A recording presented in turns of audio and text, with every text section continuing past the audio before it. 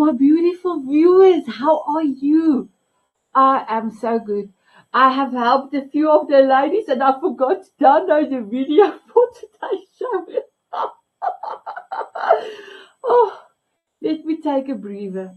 So sometimes life is running away and you don't do what you need to do. So it's spinning, so I can take a breather and then I'm going to play our opening video.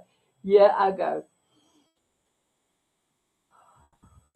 And now for the opening video. Here we go.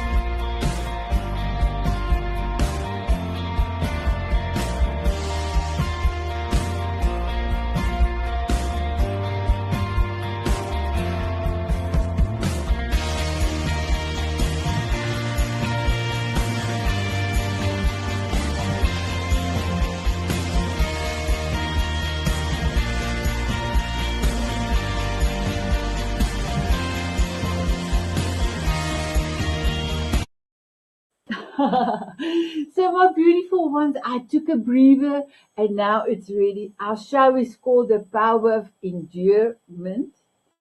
So I wanted to ask you, sometimes when it feels like do not really want to keep on, keep on.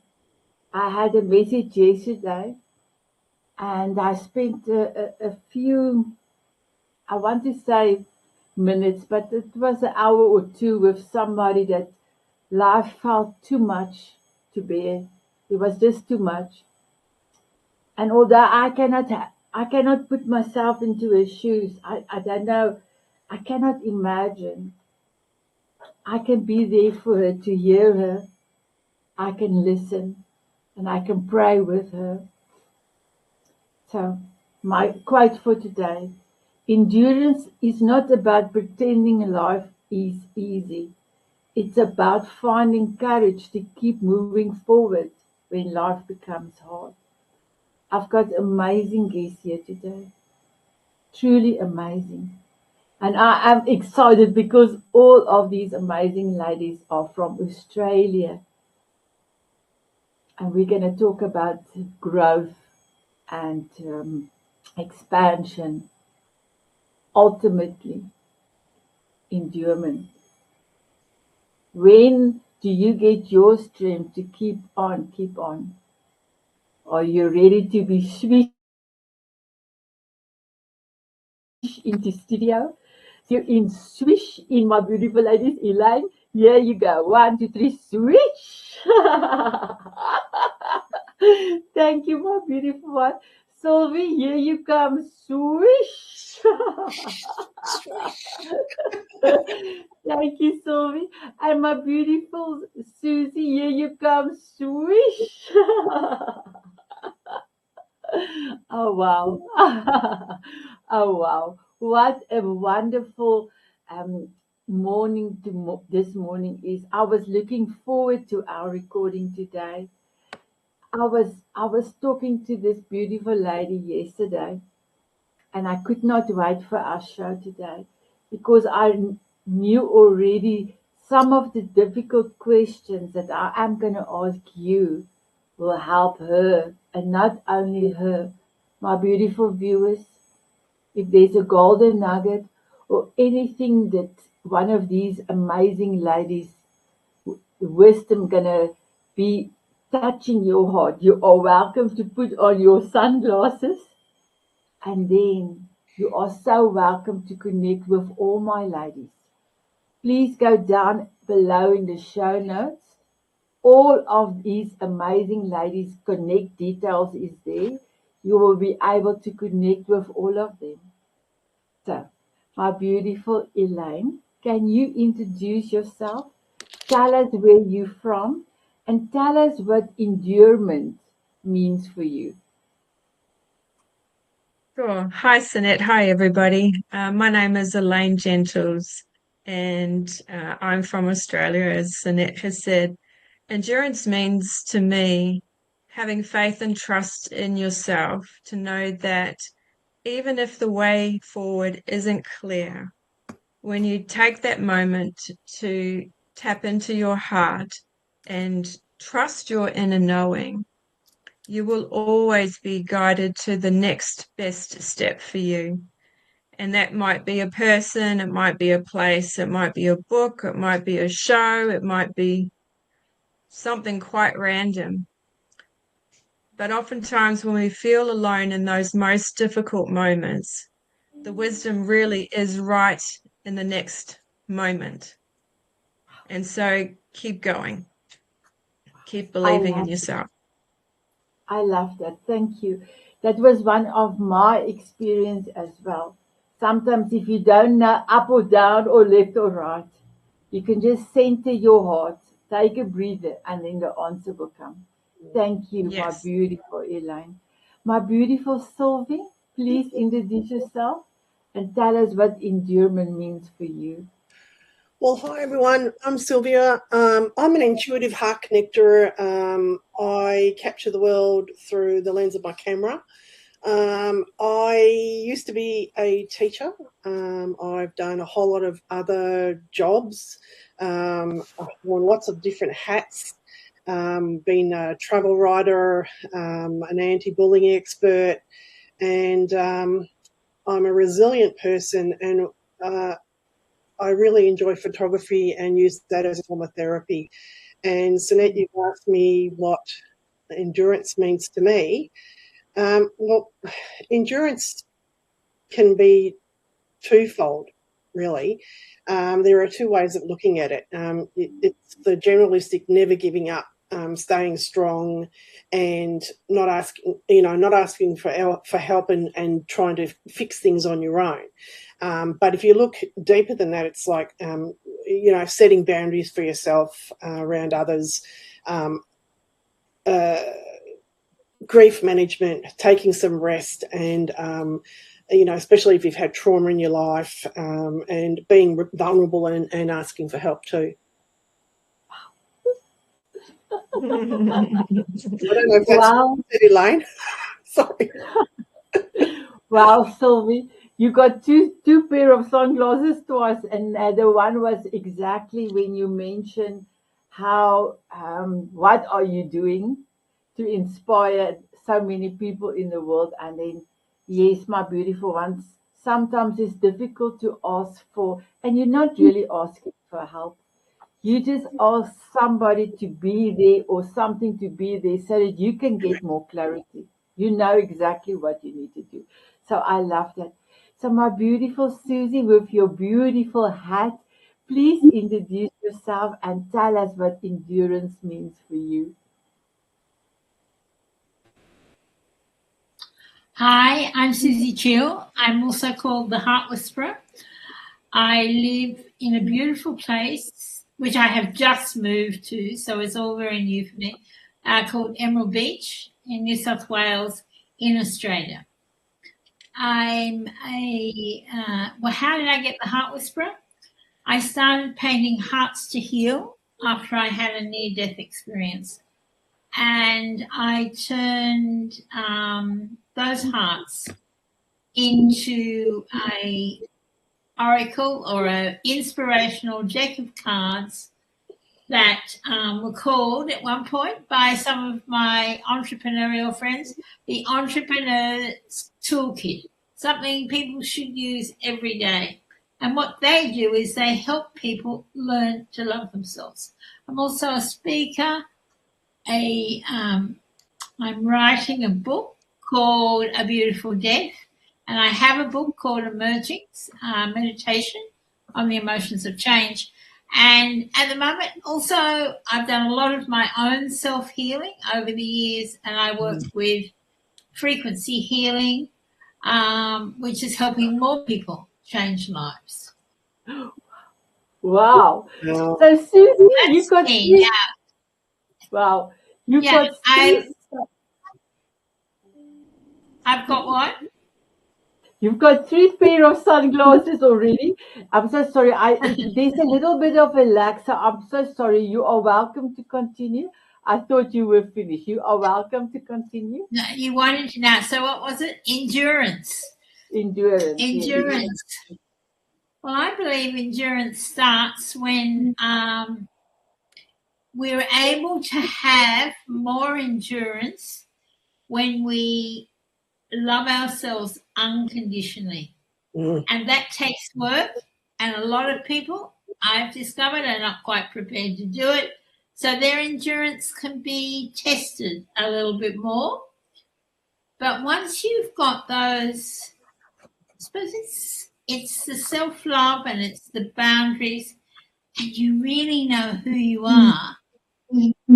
I think you can endure a lot more things. And I think my life's been like that over the last 2 years. For the people who don't know, I lost my husband 2 years ago this coming Sunday, and it was grief and that's why I'm writing a book called A Beautiful Death. But people said, how could I do that? And I said it was because we unconditionally love one another, and it had 36 years of magic together. And I've had to endure a lot of different health issues and things over the last 2 years. And I think resilience is the word that keeps coming back up for me. How do we, to really endure things, we also need to be resilient so we can spring back and leap forward if that's what we need to do. Wow. Incredible. I love that. And when I had my coffee chat with you, you talked about this and how wonderful time and the experience. So I will be thinking of you this coming Sunday. Thank you, Susie. Thank you. So, my beautiful Elaine, are you ready for your question? What role does mindset play in resilience and preservation? Hmm. That's a great question, Sanet. Mindset, resilience, and what was the last word? And preservation. I'm so sorry if I don't Pres- pronounce it. Resilience and preservation. There you are. Um, well, mindset's a really important thing, and it's a real buzzword at the moment. And I have another group that I participate in, and it's all about a mindset check-in type of scenario. And you'd think there'd be, a limit to what you'd have to kind of consider in managing your mind on a daily basis. But really, it is quite unlimited in the sense that our living experience can have so many different ways in which it can create a block, a barrier, a resistance, a fear, doubt, and more. And especially if you're going through a challenging time.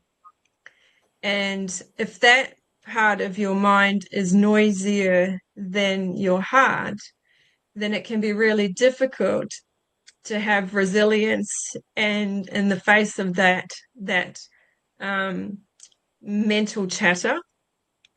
And therefore, you can make decisions based on self-preservation just to keep the peace, just to get through the day. And so, as someone else mentioned, those challenges, if you can shift your perspective enough after initial shock. Look, we can all go into shock and we can all, have a less than best response to whatever those challenges are. We can slip into that victim mode and we can feel sad and sorry for ourselves. And those are all really appropriate feelings. It's not to negate those feelings. All feelings are valid.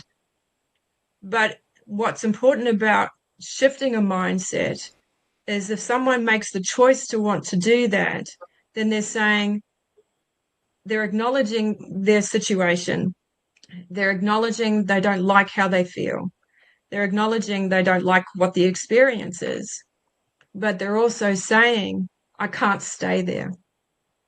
And that's, we've all been through those times where that swirl of challenge has, made it very difficult to even want to get out of bed in the morning. We've all been there in our own way. But what many of us have chosen to do is find another way. And one of the reasons why we're here today, is to offer that comfort to others, to say there's always another way to bring you out of the heaviness of whatever you're going through, but it will take you to do that. And so if that requires, support outside of yourself, then that's what, Sylvie said before, the power in being able to say, hey, I need a bit of help. And sometimes the solutions really are in your own hands. They really are. But just having that witness, just having that friend listen to you, to reflect back, can often, in a short sort of term experience, provide you with enough courage to go, all right, this is what's happened, but this is what I'm going to do about it now. And so, yeah, I think resilience and perseverance come with the choice to say, this has happened, but I want to experience a better reality. And this is what I need to do in order to do it. Flip that switch, get that support, come back to your heart, and away you go. Thank you. I was looking for my cheerleading pom-poms, but I don't know where did I put that. But anyway, I don't have it, so I just had to go with this now. So I want to, my beautiful viewers, what Elaine just said. It says T. It's not for tea, but it's T. And S is not for sun, but it's for, I will tell you now. And then D. Not for donkey. Try something different. So if something not working, try something different. Okay? I don't know what did I do with my pom-poms, ladies. So that's a cheerleader thing. That I sometimes tell people, try something different. Because if this didn't work, now you go on and go, but stop, turn 360, turn around 360 and try something new, try something different. I love it. Thank you, Elaine. So my beautiful Sylvie, your question, how did the challenges change or strengthen you? All the challenges that came your way, how did it strengthen you? Oh, I'm so sorry, Sylvie, here you go, here you go. Do you mean the challenges you set me or the challenges that I faced? No, any challenge that came your way, how did it strengthen you? Okay. Well, I'll use an example. When I was younger, my mother was sick, and from an early age, we had certain roles in our family. My dad would do one thing and I would do the other. And I had to grow up very quickly. And I learned a lot of adult language very quickly, and I was very independent very quickly. So I found it very difficult in primary school to associate with children my age. So I had to, the challenge was to, I ended up studying a lot harder and learning things quicker, and but I also then became a people pleaser. So the struggle was later in life about the boundaries that I was talking before, but I also became very good at reading people's faces, looking for silent clues on their face. I was able to look at body language, as I was able to read situations a bit better than a lot of other people. I could see things were going wrong. I was able to listen to people talk and perhaps just let them talk and express themselves. And that's something not a lot of people can do, is listen, just listen, or speak to other people and let them just listen to what you've got to say. That's important. How has all the challenges helped me? I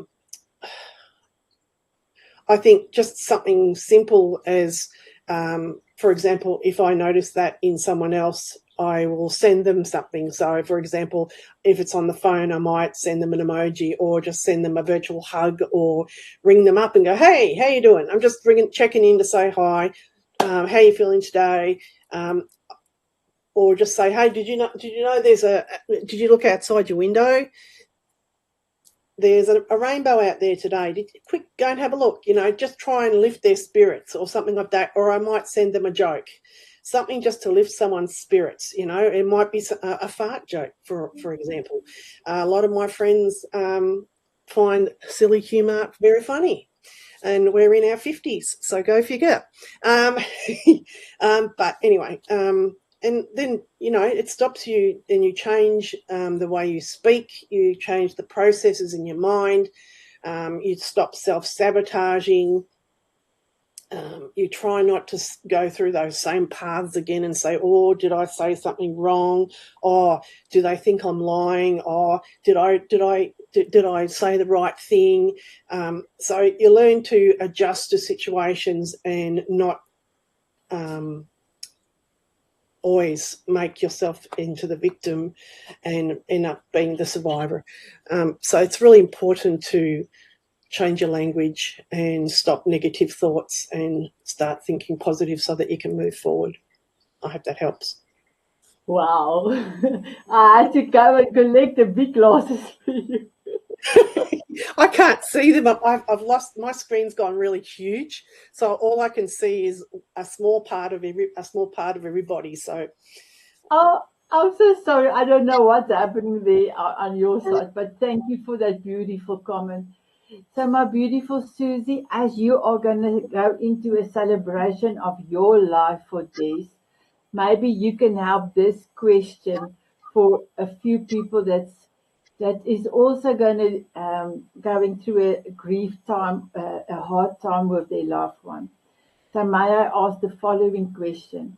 What helps people continue during difficult emotional seasons?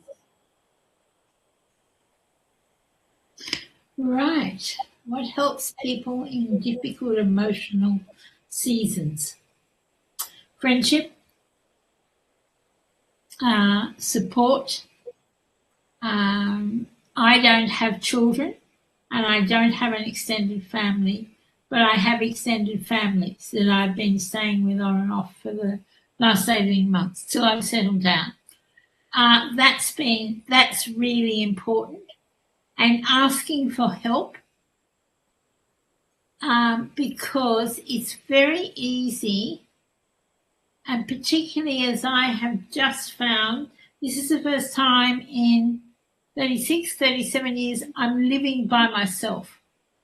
I'm under somebody's house, so there is another person here, but I don't get up in the morning and talk to people or whatever else, and I don't have Des to walk on the beach with and all of those things. So it's about really, it's facing your own reality, and immortality came up for me just then, which was interesting. And it can be, I think it could be very easy to sort of close the door and keep sleeping, or read a book, or watch some junk on TV, or doom scroll, which I don't do actually, but you could do a lot, or you could spend your life avoiding what's actually going on. So it's about, for me, meditation is really important.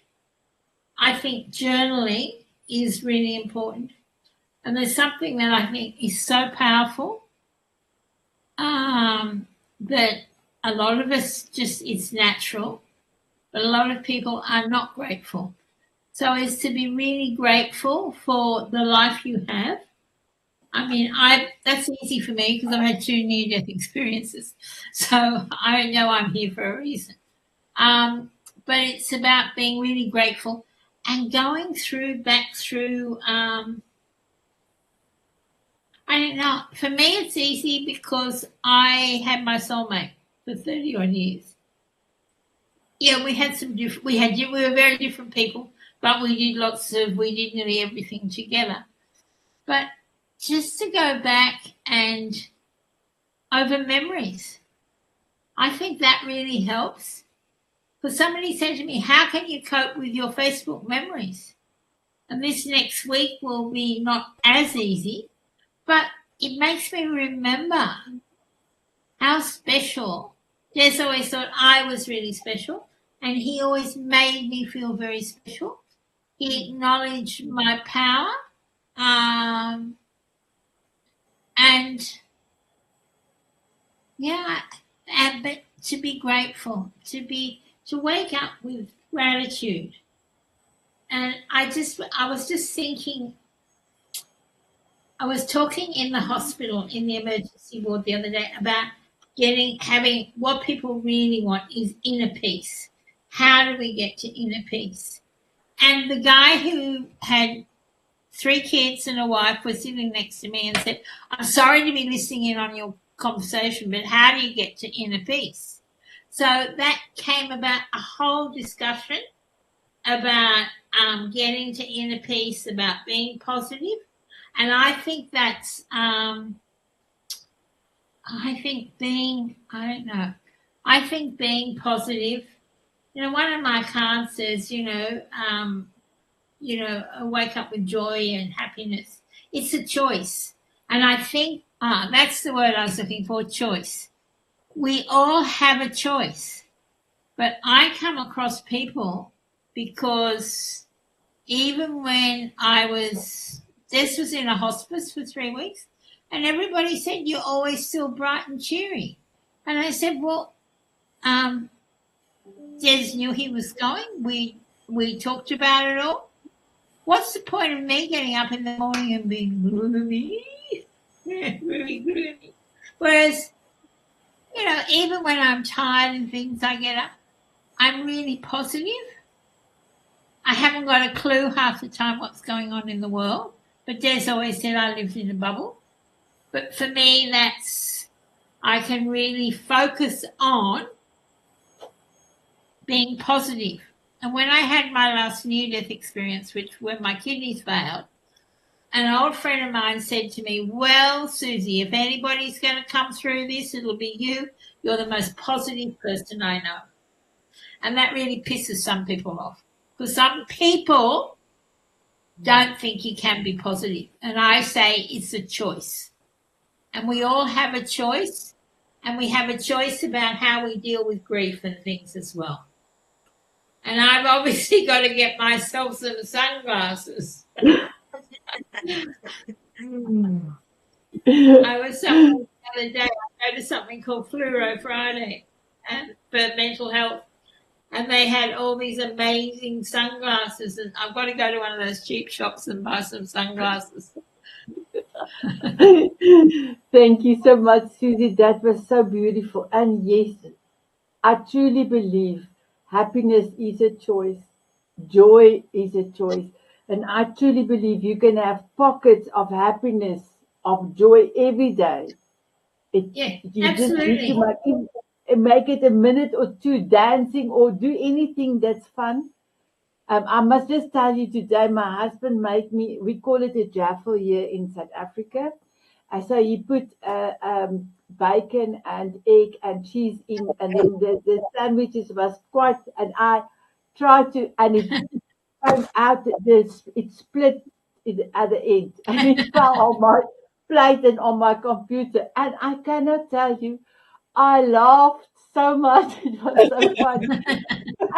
And he came and he said, "Sanet, are you okay?" I said, It was so delicious, my husband. My first bite, it told my stomach it's beautiful, and it opened at the wrong side, and it went that side. And he started to laugh. So for 10 minutes, we had such a beautiful time over a sandwich, a jaffle. I thought it was so funny. I totally believe. Thank you, Susie, for that beautiful answer. Yeah. If you have your cards here, will you read for us and the viewers? Will you pull a card for us when Yes. I come around the second time? So my question, I want to ask my viewers, all of you, a question, and then I'm going to go to Sylvie. Sylvie, do you have your book, the children book that you and Paul have done with you? Because I'm going to talk to you about that in a second. So my question to you, my beautiful viewers. So please ask yourself this question honest, and give yourself an honest answer. What challenges have I survived that proves I am strong than I sometimes believe I am? So please ask yourself this question, and I'm sure you will be delightful to hear your amazing answer, that you are stronger than you think. Okay. So Elaine is back. Sorry, Elaine, I didn't know I'm going to bring that up. So my beautiful Elaine, one of the things that is very near to my heart, my grandchildren are in New Zealand. And when they are struggling through something, it's like it's in my heart, and I was thinking of it. And so I want you, because of the book, that you can please tell us about the book that you and Paul have written.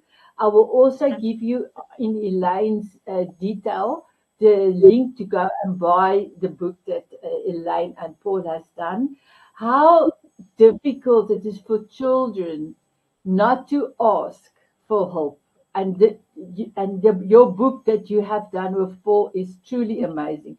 So please, can you tell us about your book, and then give the children assurance that they can be okay? Thank you, Elaine. Yes, so my partner, Paul Bolton,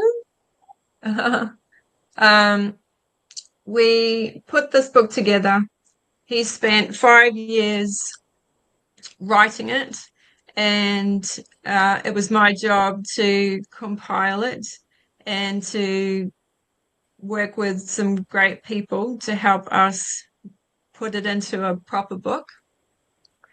It is designed for parents, caring adults, teachers to work with the children in their care. And so the idea of the book is to be able to give the parents, teachers, and caring adults a resource. So if their child is feeling unhappy, if they're feeling sad, if they've had a bad day at school, if they've been picked on, if they've been bullied, then there's a section in the book that works that's a workbook that gives instructions on how they can use the process that Paul has been using for 20 odd years with adults to take their child through a tapping process to help give voice to the hurts that the child's feeling, because oftentimes a child doesn't really understand what's happened to them. So they don't always have the words to describe what they're feeling. And so Paul's made it really easy, and he's provided a section in there that outlines the categories that a child might experience hurts within. And so a parent can go through the categories and they can say, all right, you've experienced this. I'm going to help you feel better. Would you like to feel better? And then the child can work with the parent and just follow their instructions, and they can make it fun. And after, 10 or 15 minutes of working through this process, the child's felt heard. They have felt safe to express how they've felt. Somebody's listened to their whole story. And then the tapping process helps diffuse and reduce the stress that the child's been feeling by what they've experienced. And then there are statements to kind of seal up the space to help them feel safe again. I can trust again. I can speak up, and I know my parents will hear me. I feel ready to go back to school again. Because oftentimes when a child, and we know this from growing up, we often might have had a hurt at school, a disagreement, and we'll come back from school and parents will ask, oh, how was your day? And we might say, you know, oh, it was okay. For some reason, we didn't grow up always having parents that were open to conversation. Our parents were busy, you know, they were getting meals ready, they were, you know, finishing work, and, you know, off you go do your homework or go and play. And so we learned over many years that, oh, it's not really, there's not really space for me to say how I feel. And so with the book, what we're hoping to do is just give parents an opportunity to start those conversations. And that's, you know, there are many parents who will know how to do that, but they won't necessarily know how to help their child reduce the stress of that impact. And they might not be aware that if the impact doesn't reduce in its intensity for the child, and they have another experience, which is, you know, quite common, that stress and that anxiety can just build. And if it builds, then they can start creating habits and coping mechanisms, because their voice isn't able to share what they're going through because they can't quite mentally process it. They just know, I don't feel good, I don't feel safe, but I don't know how to make it better. I don't know how to change it. And especially if they see mum and dad not really being able to have their own conversations in the home, and they see their mum and dad, oh, this is how I deal with stress. I don't talk about it. I go to my room, or they'll see their parents' behaviors, however that is, watching TV instead, drinking and all that kind of thing. They put the picture together and they create a template of this is how I cope. So we want to help, among other people out there doing similar work, give parents and teachers and caring adults a tool that they can use in their own home or in the school. And so, yeah, it's a beautiful book. There's stories in there. There's understandings in there. There's practical guidance in here about parenting and communication in general, and the understanding of how a child's mind can work and process and store hurts. And we've all grown up with that. So, you know, we know what it was like in our childhood. And so the tapping process was a little complicated to start with. Like, how do you make something that's been, you know, Paul's good healing work as a therapist, how do we make that more available to parents? But we've done it. We feel like we've done it. And so, yeah, it'll be 1 year since we've published the book by the time this recording is. Oh. Wow. So anyway, we're very excited. Oh, thank you, Elaine. So thank you to you and Paul for your amazing work. So my beautiful viewers, Paul was on the Soul Diamond Authors Show, and that link will also be down in the show note below. So you are welcome to go and find out more about the book, also in the show notes. So Sylvie, please tell us, you are embarking on something new, and you're gonna what do you want to let people know if they see a photograph or they see a beautiful nature picture? How can they bring it into their life to make their world a better place?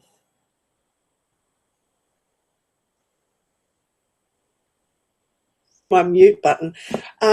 So what I'm developing at the moment are a set of my photos that I've taken personally that cover a range of feelings or emotions. And what I would like to use them for is for group chat or one-on-one chat. And to talk about if you've been, you can, for example, it's a picture of a beach, and you might show it to the group and say, how does this make you feel? And write 3 things down. So they might write, makes you feel calm, or it makes you feel happy, makes you feel warm, makes you think of summer, and then the group can share what they felt. Some people might say it reminds me of when I went to the beach when I was little. It reminds me of our summer holiday last year. So everybody's experience will be different. Or there might be someone who says, I've never been to the beach. So it might be a longing. So from that, you can then set perhaps a bit of homework. You might say to them, okay, so what's something that you can do at home that makes you feel calm? And you can use the example that someone said it was calm, and that might be the general feeling of this particular photo. So they can pick 3 things that that make them feel calm at home. For example, it might be doing some yoga or Pilates. It might be going for a walk. It might be reading a book. It might be cooking, for example. It might be painting. It might be, for example, for me, it's going and taking some photos, or sitting patting my cat, listening to it purr, or sitting researching things on Chat GPT or other things like that. But yes, and then asking them, did you go to the beach? Did anybody think of going to the beach, or were they close enough to go to the beach? Put some photos in of what you did.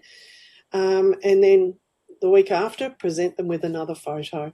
So the aim is to get people to hopefully then see that you can actually pick up some sort of creative element to express yourself, because not everybody does things the same way. Everybody learns differently. We've all got different forms of intelligences. So we learn things with our hands, or we learn things by reading, we learn things by touching, we learn things by mathematically. So you might want to learn to write a book. You might want to learn to keep a journal. You might want to learn to paint. You might want to learn to do mosaics. You might want to learn to ride a horse. All sorts of things. You might want to decide to go to the gym. You've never been to the gym, or take up swimming. So take up something that makes you feel like you're growing, something that makes you feel like you're recovering, you're relaxing as well, perhaps.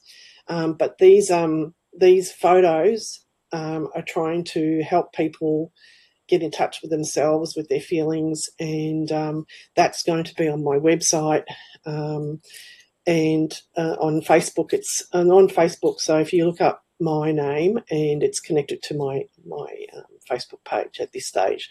Eventually it will be its own element. And there's already one task up there if you'd like to go and do it. There's one task up. I put up a task every Saturday morning, so it gives you a chance to do something on the weekend. So there you go. love it. Did you see I did the dancing for you? I can't see anything but myself. Oh, I'm so sorry. I forgot. Well, I did the dancing for you, but when you go and look at the recording, when the show goes live, it will definitely, you will see I did the dancing. I did the simmy for you. Oh, thank you. Congratulations. Oh, thank you. Oh, good to see you. Sylvie. It's going to be amazing, and you are truly an inspiration, my beautiful one. Oh, thank you. Thank you. My beautiful Susie, did you pull a card for us and the viewers, please, and explain to us? But please tell them the artwork on your cards as well. Thank you. This is the Heart Whisper Inspirational Deck. And this is the back of the cards. Each one of these is individually painted. And I channeled the messages that came with it. Some of the pictures were chosen by Des, because we often get too close to our own work. So, so that's it. So what I usually do with people is say, everybody put your hands on your heart and just take in a deep breath. And if you're watching the show, you can do this as well. And ask, what does my heart want me to know today?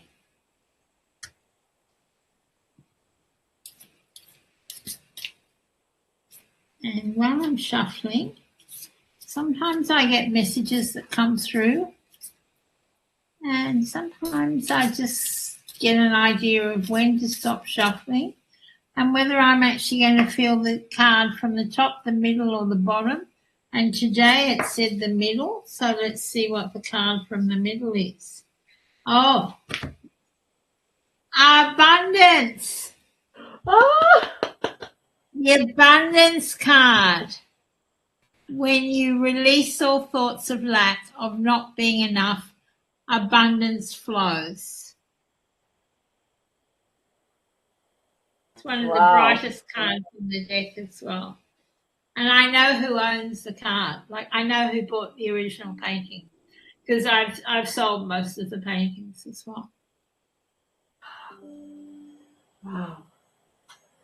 That is so beautiful. I love it. Can you read what the card says again, please, my beautiful Susie?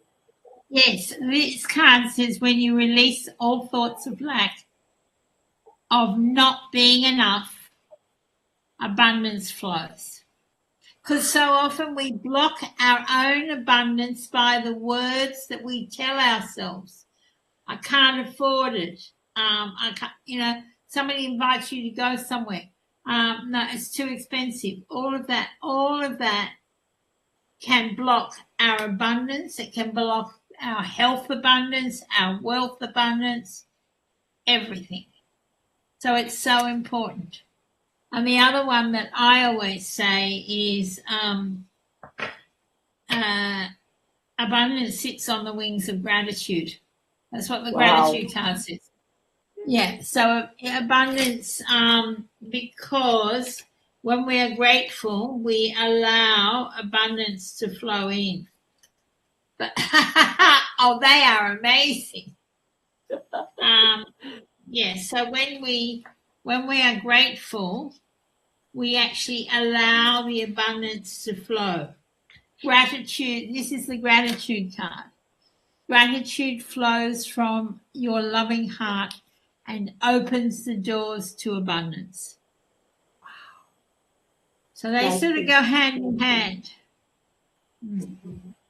Oh, and I would say, and I think having a daily, whether it's morning or night, gratitude practice. And I always think of Wayne Dyer.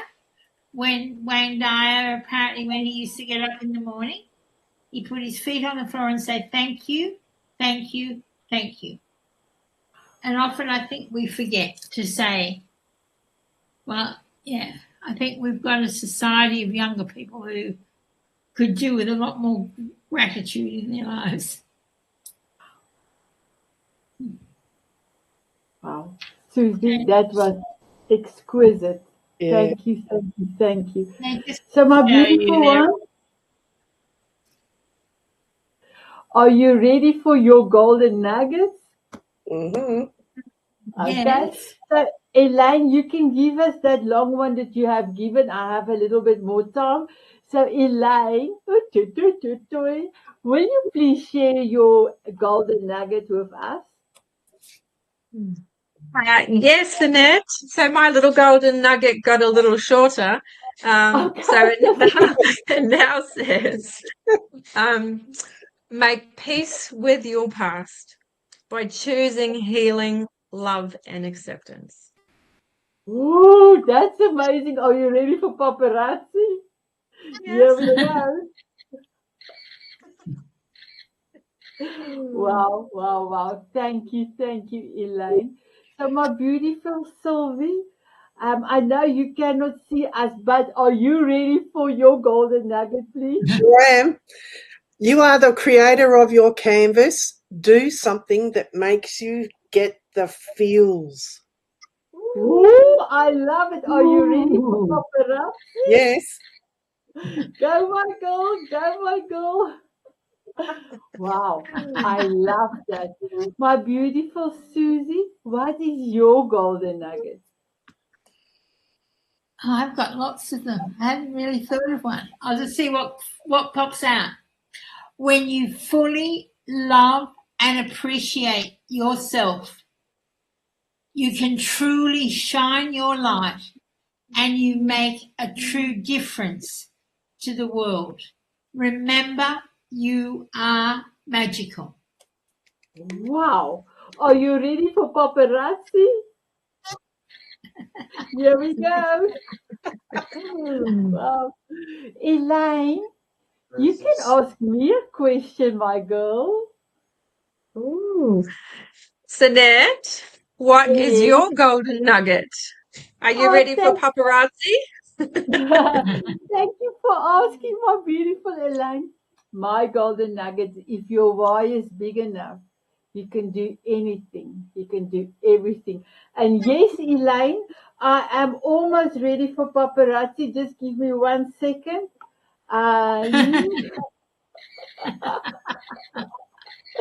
Wow. So my beautiful ones, I'm also screenshot some some photos for us. So I'm multitasking here behind the scenes. So my beautiful viewers, did you answer your question that I asked you? Um, do you believe that you are stronger than you think you might be? And then with all the amazing golden nuggets that we had today, and also our beautiful affirmation that Susie's quotes on abundance and also on gratitude, did it heal your heart? Did it make you feel like you can go on and do something different if something is not working? So ladies, Elaine, Sylvie and Susie, I want to say thank you so much for all your wisdom, your magnificence. And will you have a dance with me? Sure. Thank you. My beautiful viewers, thank you for your time, for the time you spent with us. Thank you for all your comments. Thank you for all the rating number 5 that you are giving us. I am truly blessed to have you as well as our viewers. Thank you, thank you. Will you have a dance with us? They said yes, they said yes, ladies. Here we go.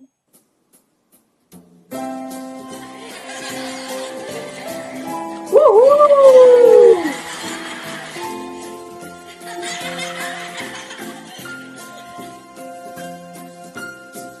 Go Elaine, go Susie, go Sylvie, Sylvie, go Susie, go audience.